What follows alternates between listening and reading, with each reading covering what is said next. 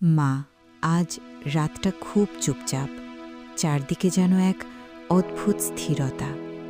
এই নীরবতার মাঝেই তোমার কথা আরও বেশি মনে পড়ে। তুমি চলে যাওয়ার পর কেউ আর সত্যি করে জিজ্ঞেস করে না, কেমন আছিস?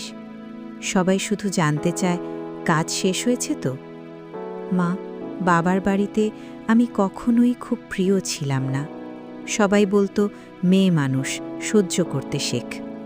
তখন তুমি ছিলে। তোমার চোখে তাকালেই বুঝতাম আমি একা নই। আজ আমি বিয়ে করেছি মা। ভাবছিলাম এবার হয়তো একটু শান্তি পাব, কিন্তু এখানে আমি শুধু দায়িত্ব, মানুষ নই। জ্বর থাকা সত্ত্বেও রান্নাঘরে দাঁড়াতে হয়, চুপ করে অপমান গিলে নিতে হয়, কারণ এখানে কাঁদলে বলে, এত ন্যাকামো কেন? মা, তুমি থাকলে হয়তো সব ঠিক করে দিতে পারতে না, কিন্তু তুমি থাকলে কষ্টগুলো এতটা ভারী লাগতো না।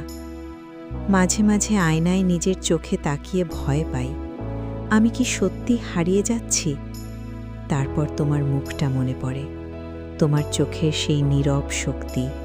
তখন নিজেকে বলি, আমি ভাঙতে পারি না, আমি তোমার মেয়ে। মা, যদি সত্যি কোথাও থেকে আমাকে দেখতে পাও, তাহলে একবার শুধু মাথায় হাত রেখে বলো, তুই পারবি।